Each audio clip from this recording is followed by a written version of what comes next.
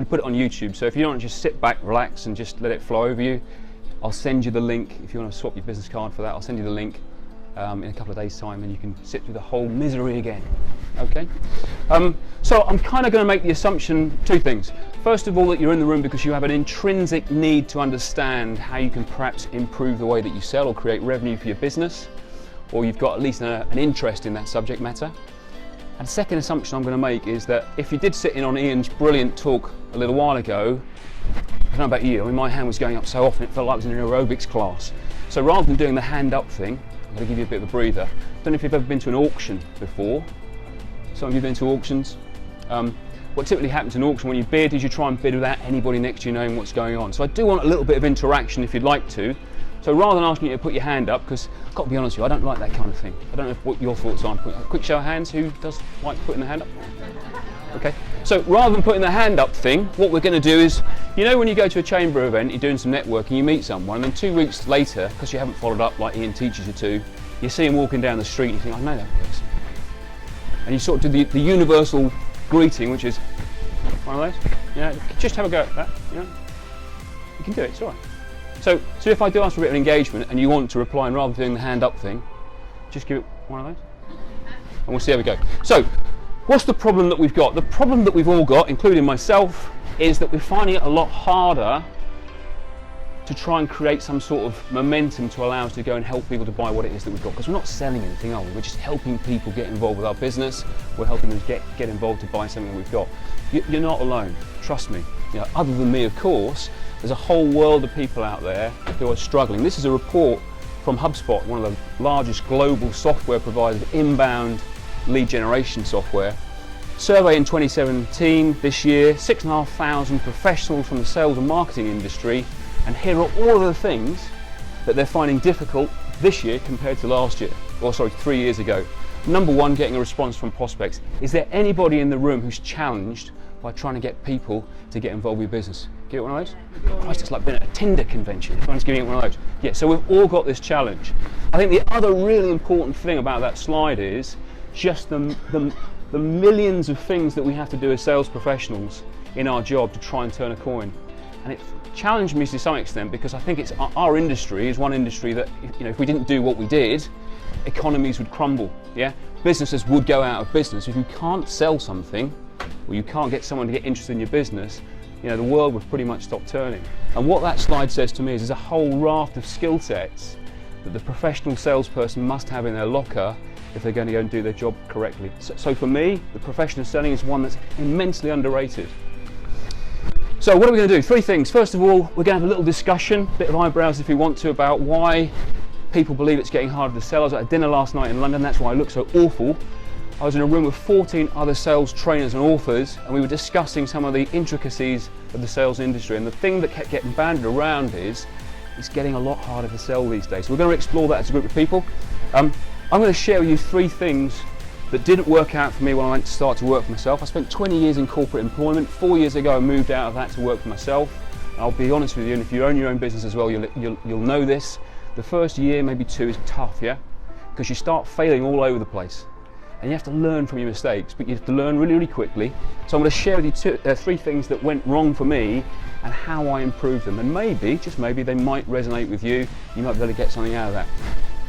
The third thing I'm going to do is I'm going to give you a call to action. So I do want you to do something. Again, if you're a classically trained sales professional, you know when you leave that room, something needs to happen. Otherwise, it's just a hobby. So I'm going to put you under a little bit of pressure and ask you to do something that's okay. Golden rule of speaking in public is not to speak quickly. I think you've noticed by now I'm trying to rev it up. I've got so much that I want to share with you in such a short space of time. I'm going to throw that rule book out if you don't mind, and I'm going to give you loads and loads of information. So I'm going to talk quickly. I'll try and keep it as easy to hear as possible, but your job is to get to the end at the same time as me. And if you don't, come and see me afterwards and I'll finish it off for you. One of the guys I was having dinner with last night is a guy called Chris Murray, probably the best sales trainer in the UK at the moment, absolute authority. And I've got this slide up here to remind myself, effectively, a conversation that he and I were having last night, which was when I watched him in March at the Sales Expo giving his keynote talk, he talked about this thing called the Popcorn Report. Now, the Popcorn Report was something that was published in 1991 by a lady called Dr. Faith Popcorn, trend analyst, futures predictor. And what she said in 1991, 26 years ago, was that society would enter into a phase called social cocooning. Rather than going out at the time when we did to go and knock on people's doors and go and ask them questions and go and find out about what it is they did and can you come and help solve my problem, she believed, and she was right of course, that the world would start coming to us. And you know, if anybody works in the telecoms industry, you'll recognise the sheer value that comes with social media and IT and tech and all those wonderful things. She's absolutely right. At the moment, if you want to pull your phone out and go and Google me or somebody else or answer a question, you can do it in literally seconds. And that's the impact that the Popcorn Report is having on society. You know, everything's instant. That's a huge challenge for us as salespeople. Yeah? Because let's be honest about it, the easiest sale we normally make is when we can go into someone at the very, very start of the sales process and have a conversation about how we can help understand somebody's problem. We'll see in a little while how difficult it is now because most of that selling, if you like, has already been done by the buyer behind a laptop. And we're coming at the end. So it's a challenge. This thing called the Popcorn Report, what impact is that having? This is a slide I showed at a talk 2 or 3 months ago. It shows what's going on in an internet minute. I'm sure it's changed by now, the numbers will be a lot higher. Without picking out too many of those examples there, I'll draw your attention to this one. 100 new domain names are going to be published in the next 60 seconds. That's not necessarily new businesses. The factual number of new businesses an hour, according to the government, Companies House, is 80. So there are 80 people, 40 people by the time I finish this talk will have set up a new company. And for them today, this is their most exciting day of their lives. They're fantastic at going to new business. Tomorrow's their worst day of their life because they'll suddenly realise they don't know how to sell. And they've got a fantastic product, but no market. And they've got this big problem called obscurity and a massive amount of noise going on called the Internet of Things. So it's a really interesting number. The second thing I draw your attention to is LinkedIn. Who's on LinkedIn? No. We do this. LinkedIn. Okay. So everybody's probably on LinkedIn. I get that. And again, brilliant medium for those if you can use it in the right way. Here's a really good example of someone who uses it in the right way. This is a guy called David. I asked his permission if I could show him this in a really lovely way of interrupting my day when he asks us for a connection. Hi Matt, came across your profile while searching for sector experts. Feel good? Yeah, and was very impressed by your depth of experience. Be happy to connect you to my network of contacts. There's real value there coming from David. It's a really nice one. I'm sure most of you, if you're using LinkedIn professionally, will know that it's not just a case of pinging the connect button. I'll try and be a little bit more original and authentic without sounding too sleazy. And I think David does it brilliantly. But I have to say, I'm not showing you the slide for David. I'm actually showing you the slide for Sawaf Vot at the top. Taxi driver from Cambodia who wants to connect with me. Why would I do that? I'm not saying there's anything wrong with that, and I'm sure he's a wonderful guy. But if you click on his profile and look at him, he's a tuk-tuk driver in Cambodia. Come and fly with me when you come to Cambodia, Mr. Sykes. Great, okay, nice approach, but he and I are never going to do business together. 16 of my mutual connections have connected with him. There's one person in the room that's connected with this guy, believe it or not. Now, I'm not saying that's wrong, and everybody's got their own flavour of how they do things. But my advice to anybody that comes through my sales training is connect with people you know there's some synergy with, that there's some value with. They can be complete strangers, but there needs to be a bit like David. My background was packaging. He's making the link. He's a recruiter. I know he's trying to sell me. He's doing it in a nice way. So rather than disrupting, let's start interrupting as best we can. Here's a picture of a brilliant guy called Daniel Priestley. Anybody heard of Daniel Priestley? Eyebrows? Yeah, one or two. He's got this entrepreneur revolution that's going on at the moment. Brilliant, brilliant guy. This is a screenshot I took of when he was talking in London at an event that Steve and I went to, and he's making the reference here about how technology is starting to eat into people's sales jobs. So all of those global brands we know, but look at the difference in numbers. Airbnb has got 10 times as many bedrooms than Hilton, with a fraction of the employees. Yeah? And if you look down that raft of different global names, you'll see most of those organisations have pretty much the same revenue stream, but a fraction of the number of employees. So the point I'm trying to make here is technology is starting to eat into the sales professional's job. And the smart ones in the room, the ones that are able to adapt, use technology to their advantage, but also learn and understand the skills of how to sell, are probably the ones that have got the best chance of surviving the next 15 years. You walked past some wonderful machines when you came in here, yeah? Tesla, what a wonderful example of technology in motion that's really changing the way we do things. This is Tesla. There's their flagship store, wedged into between Calvin Klein, Omega watches and Ann Summers. And there's a reason why they're in the middle of the shopping mall and not stuck out on the bypass with Citroen, Mazda and Vauxhall and everybody else that sells cars for a living. Because Elon Musk knows the emotional value of the high street. And every time you walk past that dealership, subconsciously you start to reference back to Tesla. So yes, he's disrupting the car market because there's some really nervous car people at the moment, worried about this fact that actually, do I need salespeople anymore? I can just do all this online. Because if Elon can do it online, and by the way, Tesla don't negotiate on price, so why do I need a sales guy? Genius. Why can't everybody else follow that business model? And there's a reason why they can't. But it's catching on, because here's Hyundai, it's click to buy. Copycatting Jeff Bezos, copycatting the way that Amazon go about their business.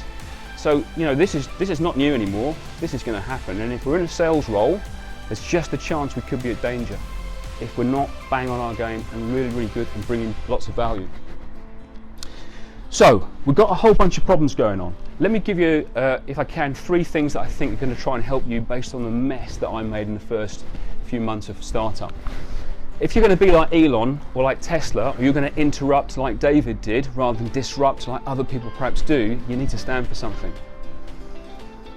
And only you will know what you stand for. But if I think back to the talk that Ian gave earlier about finding out what your target customer is, he's absolutely right. And it's basic sales fundamentals. You need to find out who your avatar is potentially, who is your target customer. There's another way of doing it in my business. We work off the back of your values. So what's your mission, vision, values? And then you go and find customers that feed into that. Rather than just going out and saying, I work in a certain market, therefore that's where my target is. That will work, of course it does, and people make millions of pounds working that way. But who in this room runs their own company? Quite a few of you. Haven't we earned the right to sell to who we want to sell to? Has anybody in the room ever worked with a customer that they wish they hadn't? Anyone got one? I'm not saying that you need to sack them and get rid of them straight away, but my message potentially could be, if you've earned the right and put yourself in a situation to allow yourself to start a business, and you're moving that business forward, at some point in the future, you'll reach that point where you only sell to the people that you want to sell to. And it comes right back to being able to stand for something. To stand for something, you've got to get sold on you first. You've got to be absolutely passionate about your business. You know, if there are some sales professionals in the room who really enjoy working in that industry like I do, okay, we're off and running. But actually, it's a little bit more than just being a sales guy. Is the product that I sell a product that I buy and own myself? Because if I'm not convinced, I can't convince you. So we've got to be really, really sure. Selling's my game, but actually I don't want to sell widgets anymore. I want to go and sell Tesla. Okay, let's go get a job working for Tesla. Because when you're passionate about what it is that you do, that just comes out in floods, and people start to connect with you. People buy people first. They just get what comes with you. It's that simple. The next thing I think that's key off that as well is you can't please everybody. And the challenge I had when I first started out was I've got to go to all these events, I've got to talk to all these different people. 7.4 billion people on this planet, and they're not all going to buy from me. And when you get really comfortable with that, and you recognise that you've got a target customer of, let's just say, 15 people a year, depending on what your product and service is, you just go and talk to those 15 people. And I loved Ian's talk, but I'm challenged by the whole networking industry. Because people put themselves in rooms where their target customer doesn't exist, and they sit next to Dave from haulage and Linda from the knitting industry, and that's okay, and have breakfast. I'm okay with that. And of course there's a place for it, but there's got to be a better way. And whether you turn it on its head and call it connecting, or whether you put yourself in a situation where you bring people to you, you'll find your own way. But not everybody's going to buy what I've got. I know for a fact there are people in this room who just don't get me, and I'm okay with that, because they're not my target customer. But there'll be a couple of people in this room who think, this guy's okay. He's speaking my language. I could probably get on with this bloke. I might have a chat with him afterwards. That's how selling works. You want to attract those people that fit your values, and you want to repel those people as quickly as possible that don't, and just be super comfortable with it. Good afternoon, sir. Good afternoon. How are you? You don't have to apologise. I'm great. Come and have a sit down. So my call to action on this first little section is have a door policy. Go and get yourself a Vinnie Jones, a bouncer, okay? And if you can't immediately do it, over the next 12 months, set yourself a goal to get rid of all of those customers that you don't want to work with. And put yourself out there with a firm door policy. This is what I do, and this is how I do it. And these are my terms and conditions, and this is how we work. Because I promise you one thing, if you come and work with me, if you get me, you get 110%. Because I get super passionate about business owners who want to try and change the way they grow their business. I don't want to work with those people that don't want to commit. I don't want to work with those people who turn up late. I don't want to work with anybody who doesn't fit with me, because if you fit with me, we're going places, and I think that's the most important thing. So my advice on the first bit is get yourself a door policy. So this conversation last night about has selling changed, we went round and round, and some of the guys and girls said, yeah, they think it has, others went, not really. Very first job I had, I left school at 16, I went to work in Dulce's shoe shop on Gentleman's Walk. Anybody old enough to remember Dulce's? So 50 next year, E45, 8 cans of Stella a night, you look like this. First job I had, I went to the store on my very first day with my little badge on that said shoe sale assistant, and the branch manager said, welcome Matt, come on in. Just to let you know, there are 3 things that you need to understand that's going to help you and I get along. And not only that, it'll probably help you out in life as well. Number 1, everybody knows what they know. Everybody who walks through that door knows they want a pair of shoes, and they know what shoe size. They might even know what colour. Everybody knows what they know. Got it? I went, yeah, I got it. He said, right, the second thing, really important. Everybody knows what they don't know. They're walking through that door and they don't know what style they're after. That's why they're coming in. Okay, so everybody knows what they know. Everybody knows what they don't know. I've got it, boss. He said, perfect. He said, the most important thing is this. Nobody knows what they don't know. And your job is to help them find out what that question is, what the answer to that question is. Okay, everybody knows what they know. Everybody knows what they don't know. And nobody knows what they don't know. How does that work? He says, your job is to let them know the value that comes when you buy a pair of shoe trees and you insert them in those shoes and you extend the life of that pair of shoes beyond what would normally happen if you didn't have a pair of shoe trees. And you'll be able to tell them over a 25-year period they'll be buying 2 pairs of shoes less as a result of the benefit that comes with a pair of shoe trees. And he was absolutely right. Did I sell shoe trees all the time? Not all the time. Quite a lot of times they said no, because I was asking close questions predominantly. But quite a lot of people said, do you know what, I can see the value in that. So our job as salespeople is, can we go and help people find out what they don't know about? Because I believe that everybody in this room has got a product which will be stunning. You just got to go and show them how stunning it is. Because when you turn the light bulbs on, they see it, they buy it, most of the time. So has selling changed? Yeah and no for me. I'm going to sit on the fence a little bit. For me, selling is still that 6-step system. Any sales professionals in the room will know that system inside out, I'm sure. There are 6 things that happen. We go and qualify, we have a conversation with people, we do a bit of prospecting, we have a conversation to find out if they're our target customer, we find out what their problem is, we provide a solution, whatever our product is. If we haven't done our job very well, we get an objection. Does anyone get objections in this room? Okay, it's probably an indication that you haven't done 3, 2 and 1 correctly. So you can eliminate the objection, despite what most sales trainers will tell you. You can get rid of it. And anyone that works with me, we work specifically on that. You handle the objection, you then do the close thing, which is literally a gaining commitment. It's just signing here, because you've done all the hard work. There's nothing to convince. And then they do the 6th thing, but no one I've met ever in sales training ever does the 6th thing very well, which is you go and ask for a referral. But so in principle, I'm going to say to you, I don't think selling's ever changed. I think it's the same, it has been for 250 years. I believe it's going to be the same for the next 250 years. There's a whole load of stuff going around the outside called noise, but in principle, it's about helping people make a decision. We are professional mind maker-uppers. That's our job.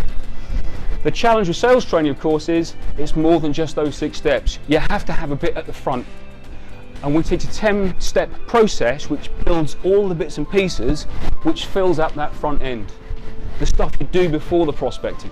Because if you do the stuff before the prospecting really, really well, you'll start to find how easy prospecting can become. And when you've done that, and you start to find a process which we call flow, and you build a process where you're measuring your time, your capability, your capacity, and you start to become very regimented about how you do your job. Because selling is a science, it's not an art, yeah?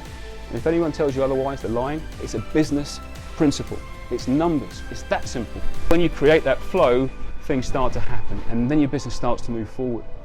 Because the people that don't do that, what happens is our buyer, who sat behind Google, checking out Mr. Widget and 3 other Mr. Widgets, realises he can solve his own problem, realises he can handle his own objections. Actually, there's one I can't call price. Then they call the sales guy.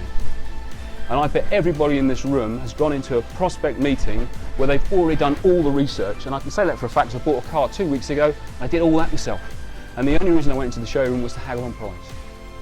And it's a horrible place to be. And my encouragement to everybody is, it doesn't have to be like that. There's a better way of doing it.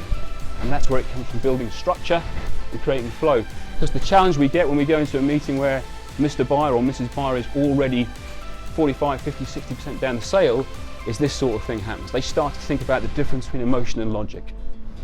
So this is a little excerpt from a book called Sales EQ by a guy called Jeb Blunt, an American guy. If you haven't read it, I heavily encourage you to go and get that book. It's a brilliant book about sales psychology and the importance that comes when you link this to how you do your job. But the point that Jeb is making in that chapter in the book is this: so keen we are to get into the meeting with the customer because we've networked and we've got them on the phone, and after 6 months of asking, they managed to allow us to go and see them. We run in there with our slides, 185 of them, our brochures, and we can't wait to give them the logic, because the logic that we want to give them is the justification. Here are the features, here are the functions, might even get on the benefits. Logic, logic, logic, justify why I'm in the room. The buyer is in a completely different place. The buyer is totally into emotion. He's got 5 questions they're going to ask. Do I like you? Will you listen to me? Will you understand my problem? Will you help me solve it? Do I trust you? And if we can't get past those 5 fundamental questions, which every buyer asks when they meet you for the very first time, you can forget the logic. Because if you're 1% out at the start, you'll be 100% out at the end. If they don't trust you at the beginning, they ain't going to part with their cash at the end. And that's the importance of psychology and understanding the language of the buyer. So tip number 2. If you've ever been to those networking events, like Ian talked about earlier in his session, you'll probably recognise what I found was this: no one cares about you. They don't do that, let's be honest about it. You sit in those network meetings and you go and they tell you all about them, don't they? All their product, how good their business is. I once went to one, I promise you, no word of a lie, I went to one and I sat through 10 minutes and I didn't say a word, because they were just telling me about all that stuff. And then when 10 minutes and you hear the bell, oh, but Matt, you haven't spoken. Really? Awful, isn't it? Because no one cares about you, but be comfortable with that. No one cares about sales training. What do they want? They want the result that comes with sales training. Okay, if I've got to go through your 3-day clarity course, Matt, so be it. If I can get out the other end and you're going to guarantee me an 85% uplift on my revenue, I'm willing to invest that 3 days. I want the result, I don't want the product. And when you get comfortable with that, you start to sell, as Ian said, on what the benefit is to the other person, not what you do for a living. And if you get yourself to that space, and I'm sure everybody in the room is, you can stop weeing on people.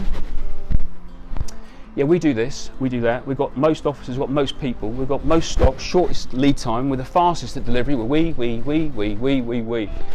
And we've all heard it, and we've all been, I'm sure, to networking events where people tell you all about what we do. Turn it on its head. Tell them the benefits that they get when they work with you. When you come along to a session like this, don't you want to feel like you're the most important person? You know, the reason I'm speed talking and trying to give you as much information as possible, I want you to go and do some stuff. I want to either remind you of what you already know, or I want you to find something new that you can go and work on. It's not about this or that or this, it's about what you take away from the session. So let's try, if we can, to swap the word we and start talking about word you. A really good piece of advice: go and look at your website. Go and count how many we's you've got on your website and see if you can turn 1 or 2 of those to use. Single biggest result then. So what's the takeaway from this one? Just ask yourself, what is your single biggest result? What's that one eureka moment that happens when you work with your customers? So that if we walk one of your customers in right now and I say, what is it about these guys over here? And they say, they're just brilliant. Because what we get with them is we get a 10% reduction in cost. That's your one single biggest result. Make that the absolute focal point of your communication when you network, because people will want it, would be my suggestion to everybody. So let's just come back and try and close this as quickly as possible to avoid spending too much time today, because I know we're getting close to lunchtime. But if we go back to that original slide, let's look at the 4 main issues. Number 4, that 2 to 3 years ago is now even more challenging, is avoiding discounting and negotiating on price. Who here is challenged with that? We all are, aren't we? Let's be honest about it. You know, I gave you the example of buying a car a couple of weeks ago. Is price a factor? Of course it is. Is it the factor? Of course it isn't. But there's plenty of organisations that I come into contact with and train who've got a real problem with selling on price. And price only becomes the factor if you don't put enough value there. And value is all the things we've briefly touched on before we got to this slide. When value sits in front of price, price doesn't go away, but it starts to disappear and get smaller. If your cost of your product and service is a 10% of the return on the investment they're going to get back in return, they'll buy, because cost goes off the table. And when I start to think to myself, okay, so my training costs £5,000, but if I can bring them £50,000 in revenue, it's like, wow, I'm giving you a £5 and you're getting a £50 note back. Who wouldn't, in their right mind, wouldn't go for that deal? And if we start to talk in that kind of language, as I'm sure most of you do anyway, then price goes away. So I think number 4, we can deal with that easy. Closing deals, well, you saw the 6-step sequence, and if you're not using it religiously and selling in sequence, there's just a chance you're probably struggling there, and that's why people don't commit at the end. So again, my advice to everybody in the room and the people I work with is get really okay with the fact that selling is a science. And these are the 6 steps, and if I walk my customer through that journey in the right way, I'm pretty sure I'm going to get to a point where we make a decision. Will I get everyone right? Maybe not, because maybe sometimes life gets in the way. But more often than not, people will buy what you've got if you take them through that religious process. So I think, as far as closing is concerned, we just do the 4 bits in front better. Identifying prospects and good leads, stand for something. You know, I wrote this book in 2016. You know, I put myself out there and said, this is my take on the sales world. Yeah, 30 tips guaranteed to help everybody that I come in contact with. I'm pretty sure 30 tips. If you don't know 15 of them, I'll be amazed. I bet there's 15 new ones in there. Stand for something. Put yourself out there. People don't really want vanilla in my experience. They want something different. Will I repel people? Yes, I will. Am I okay with that? Of course I am. That's part of the filtering system. So I think you can improve the way that you identify and get good prospecting leads by setting yourself up to go and talk to the people that want to listen rather than the masses. Go and spend your marketing money on the people that want to buy rather than waste it on a business that's not quite sure where it's going. Marketing happens at the end, not at the start. I see too many businesses spend money on marketing and they haven't got the business right first. Why am I pointing people to look at my business and it's not right yet? Marketing comes at the end. Leaves us with the last one, getting a response from prospects. So we've had the meeting, we've come away and then we've sent the proposal in, which we all do that, don't we? And then what happens? Nothing happens, does it? We get some good news. I mean, they're pretty sure they're going to call us back, but most of the time nothing happens. And the reason why nothing happens is because we failed to get the next click. Best sales manager I ever worked for, I'm going back 25 years ago, and a guy called Ray. And his absolute mantra, every time I skipped in the room, said, "Great meeting, boss, I just sent the proposal off." He always just say, "So what?" And he didn't mean it in an arrogant way. He said, "So what happens next? Oh, great that you're doing that, man. I love your energy. But what happens next? Tell me what's going to happen next." And one of the things I always say to myself when I'm in a situation, a bit like this one, okay, so when people leave, what happens next? I've got to be able to answer that question before I go in the room, not after it's happened. And the way that you do that is you get micro commitments. Classic sales training. Has everybody at least so far got something out of this event? So there's a micro commitment. I'm just checking to make sure that most of the people in the room are getting something. And it's so simple. You just keep checking all the way along the process. So who other than you is the decision maker? Oh, it's Dave, is it? So where is Dave? Can we go and see him? And if they say, no, that's all right, probably alarm bells start to ring. But if she said, no, he's away, he's on holiday, okay, I'm comfortable with that. But if she says, yeah, he's next door, let's go and see him, it's a classic commitment to me that they're interested. And these are the very simple things that we put in the place of the process that allows us to be sure that we're not wasting our time. Science, not art.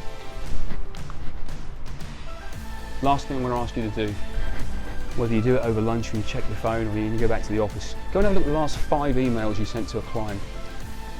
And go and find out who's got control when you read that email. So if it ends with something along the lines of, look forward to your call, where's the control sit?